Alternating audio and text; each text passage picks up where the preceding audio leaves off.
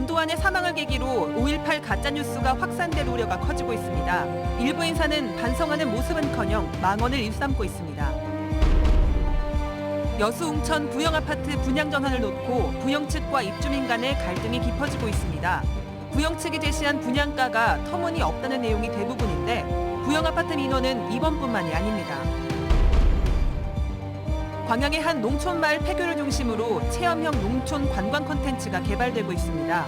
폐교 안에는 미술관도 새롭게 문을 열어 관심이 높습니다. 코로나19 확산세가 수그러들지 않는 가운데 지난 일주일 사이 광주와 전남에서는 하루 평균 90명 안팎의 신규 확진자가 나왔습니다. 당장 부족한 병상 확충 문제가 발등에 불로 떨어졌습니다. 여러분 안녕하십니까? 수요일 밤 여수 MBC 뉴스데스크입니다. 전두환의 사망을 계기로 측근들이 빈소로 속속 모여들면서 5.18 가짜뉴스가 확산되지 않을까 우려가 나오고 있는 상황인데요. 이미 일부 인사는 5.18에 대한 망언을 꺼내들었습니다. 이다현 기자입니다. 전두환이 사망한 당일 50 화국 시절 정치인들을 비롯한 측근들이 빈소를 찾았습니다. 반성하는 모습은 찾아보기 어려웠습니다. 하나회 출신 정진태 전 한미연합사 부사령관은 5.18 광주민주화운동은 북한군이 개입해 일으킨 사건이라며 막말을 쏟아냈습니다. 북한군이 300여 명이나 남하해가지고서는 일으킨 사건 아니겠습니까? 측근뿐 아니라 일부 극우 세력들도 빈소에서 막말을 꺼내들었고 유튜브에서도 전두환을 옹호했고 이를 지지하는 댓글도 이어졌습니다. 아무리 과가 있다고 해도 공도 분명히 있다. 북한군 개입설은 이미 거짓이라고 판명된 바 있습니다. 5.18 진상규명조사위원회는 1979년에서 1980년 당시 미국 정부 문서들을 살펴본 결과 5.18 민주화운동과 관련한 북한군 침투 사례는 없었다고 지난 2월 발표했습니다. 하지만 전두환 사망을 계기로 측근 인사 등이 5.18에 대한 망언을 늘어놓으면서 5.18 가짜뉴스가 다시 유통될 수 있다는 우려가 나오고 있습니다. 교묘하게 북한 침투설이랄지 5.18 애국하고 조작하는 그런 발언을 하는 경우에 있어서는 저는 적극적으로 대처를 해야 한다고 보고요. 5월 단체는 다양한 의견을 존중한다면서도 법의 테두리를 넘어서는 발언이나 행위가 나온다면 적극적으로 대응할 것이라고 밝혔습니다. MBC 뉴스 이다현입니다. 전두환 사망으로 누가 5.18 발포 명령을 내렸는지 여부가 다시 주목받고 있습니다.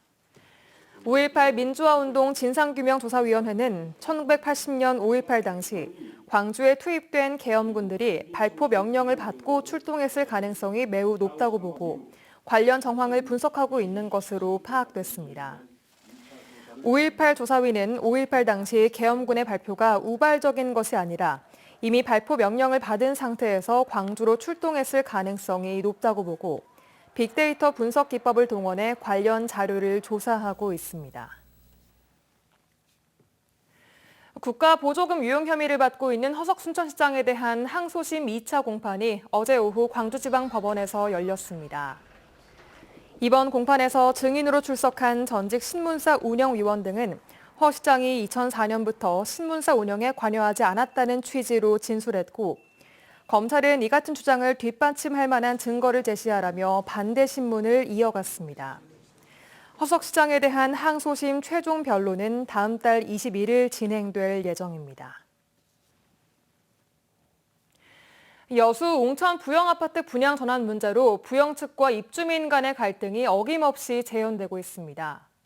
입주민 대표들은 감정평가가 터무니없다며 평가기관을 고발했고 부영 측은 1,000만 원 할인 조건의 안내문을 세대별로 발송했습니다. 최우식 기자가 보도합니다. 여수 웅천 부영 2, 3차 아파트 담벼락에 부영 측의 횡포를 규탄하는 프래카드가 수도 없이 나붙었습니다.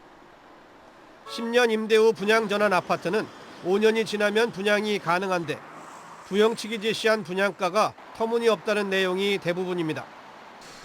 감정평가회사를 경찰에 고발한 입주민들은 먼저 분양 전환한 1차와 인근에 건설 중인 분양 아파트와 면적도 비슷한데 5천만 원 이상 분양가가 높다고 주장합니다. 지금 분양을 해서 이 가격이고 또 여기 새로 지은 아파트도 새로 그 가격인데 여기는 지금 6년 됐잖아요. 근데 정말 이거는 말도 안 된다고 생각을 해요. 여수시 의회와 국회 차원에서도 여수 지역의 부영 아파트 민원은 여러 차례 도마 위에 올랐습니다. 김회재 의원은 국정감사에서 웅천 부영의 분양가 산정이 악의적이라며 제도 개선과 처벌이 필요하다고 강조했습니다. 시의회에서도 감정가 산정 과정에서 비교 기준이 잘못됐다며 분양가 재산정을 촉구했습니다. 전면적인 하자 보수와 아파트 정밀 진단 후 완벽히 조치를 하고 난 다음 최초의 각 분양 가격과 같은 조건으로 분양가를 산정해야 합니다. 의회는 또 여수시 관련 공무원들이 퇴직 후 부영에 재취업하는 선례도 사라져야 한다고 말합니다. 이런 와중에 부영 측이 두 차례에 걸쳐 개별 세대에 발송한 안내문은 부영 측의 기본 입장을 엿볼 수 있습니다. 처음엔 1,000만 원, 며칠 후엔 1,200만 원 할인 조건을 내걸었고 임대 기간이 끝나면 할인 없는 새 가격에 분양한다고 으름장을 놓는 듯한 문구도 추가했습니다. 입주민들은 여수시에 책임 있고 강경한 자세를 주문하고 있습니다. 결국은 이 지자체단체장이 적극적으로 입주민들 의견을 해서 행정적으로 그런 권한을 갖고 있기 때문에 얘기를 해야 되는데 좀 그런 부분이 미흡하고. 유독 여수에서 반복되는 부영 아파트 민원에 대해 이번에는 여수시가 어떻게 대응할지 시민들이 주목하고 있습니다. MBC 뉴스 최우식입니다. 민점기 진보당 도지사 후보가 나주 부영골프장 특혜 의혹과 관련해 전남도에 해명을 요구했습니다. 민점기 후보는 한정공대 건립지를 기증하고 남은 부영골프장 잔여 부지에 5,300세대 규모의 아파트 건립이 추진되고 있다며 이로 인한 이득만 6,700억 원에 달한다고 주장했습니다. 또 나주 혁신도시 문화시설 부지를 부영주택의 수의계약으로 매각하는 등 여러 특혜 정황이 불거지고 있다며 부영골프장 기증과 반대급부 특혜 의혹에 전남도가 답을 내놓으라고 말했습니다.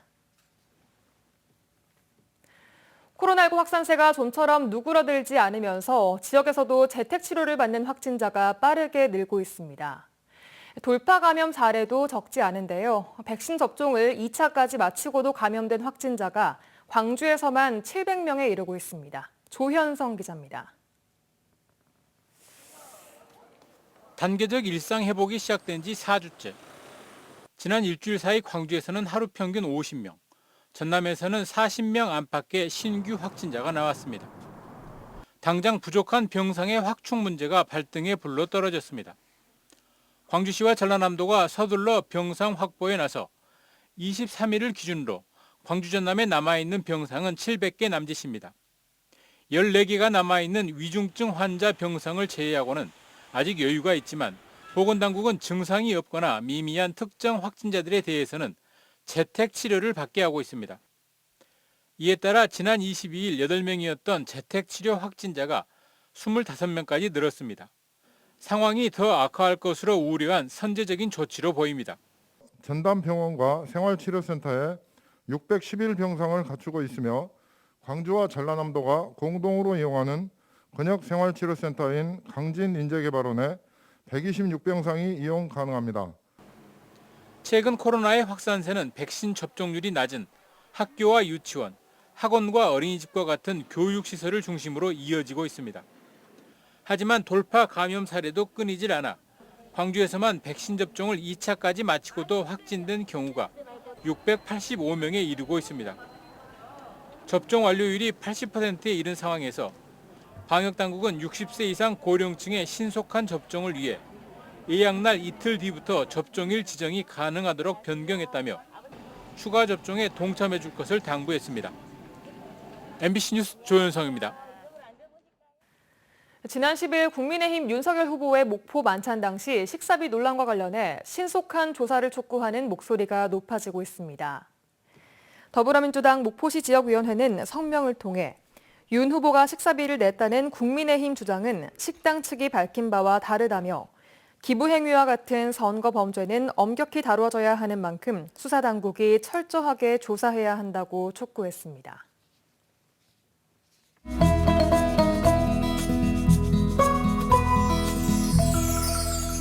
여수 MBC AI 내일의 날씨입니다. 내일 전남 지역은 오전까지 흐린 날씨를 보이다가 오후부터 맑은 날씨를 보이겠습니다. 지역별 날씨와 기온 보시겠습니다.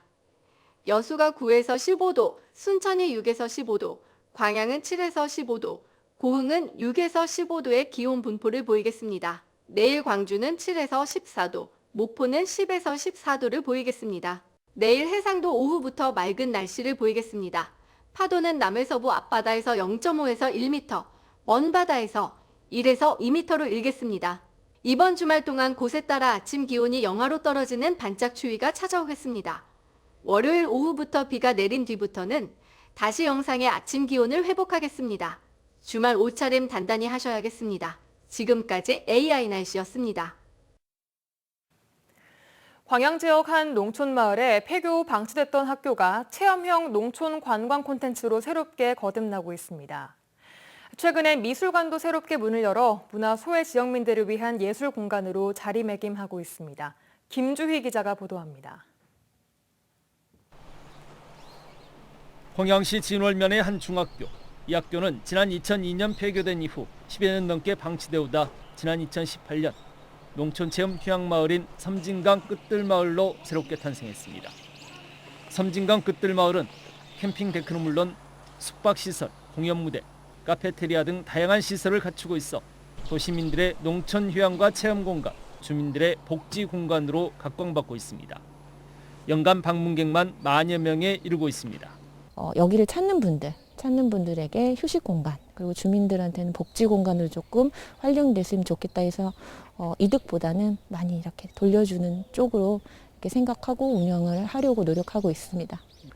여기에 최근 문화예술 공간까지 새롭게 추가로 조성됐습니다. 연중 크고 작은 전시회가 다양하게 열릴 수 있는 작은 미술관이 개관한 겁니다. 섬진강을 품은 작은 미술관은 관광객뿐만 아니라 지역민들에게도 문화공간으로 역할을 할 것으로 기대됩니다. 문화예술을 접하지 못하는 지역민들에게 이런 전시의 기회도 주고, 그리고 섬진강변에 오시는 여행객들에게 다양한 즐길거리, 볼거리를 제공해서 그 여행객과 그리고 주민들이 함께 문화예술을 향유할 수 있는 그런 공간으로 활용하고자 합니다. 농촌 지역의 융합형 6차 산업을 육성하기 위해 새롭게 도입 추진된 농촌체험 휴양마을. 섬진강 끝들마을은 천혜의 자연 환경과 함께 어울려 여행객들은 물론 지역 주민들이 휴식과 함께 문화예술을 공유할 수 있는 새로운 성공 사례로 주목받고 있습니다. MBC 뉴스 김지입니다.